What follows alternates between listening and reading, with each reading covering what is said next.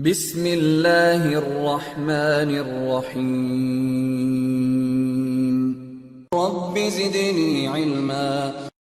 Now, assuming that we do have a console connection, like I said, I already have a console connection. Assuming whether it is on a real network or whether it is on a packet tracer, you do have a console connection. Like here, I do have a console connection. So when you go to the CLI and the terminal, you can see the CLI of that particular device. Now, what we'll do is we'll try to understand the basic commands.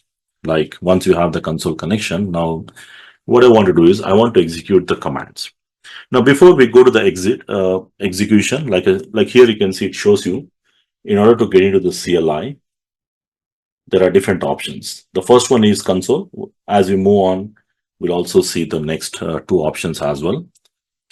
Now, once I'm inside the CLI, this is the first CLI mode, what you will see.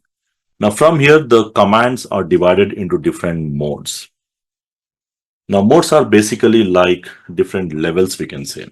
Okay, all the commands of the router are divided into different modes. Like we have a user mode, and then you have a privilege mode, and then we also have something like global configuration mode, interface mode, and there are many modes. As we move on, the router mode, and then there is a line mode, like that.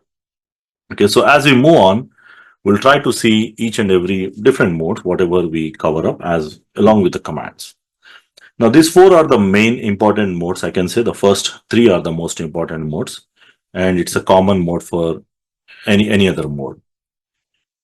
Now, the first thing what we need to understand is why there is a classification or why there is a mode, because most of the time you understand, okay, why all these things. See, there are different set of commands we use. There are some commands where you need to apply to the specific interface, and there are some commands which you need to apply in the routing, and there are some commands where you will try to configure some passwords. We call it as a line, and there are specific commands we need to apply on specific things. So instead of having a one single place where you execute all the commands, they have a specific mode classification. Okay, different modes, because at the backend it is more kind of a Unix, Linux kind of a CLI. So you have these specific modes here.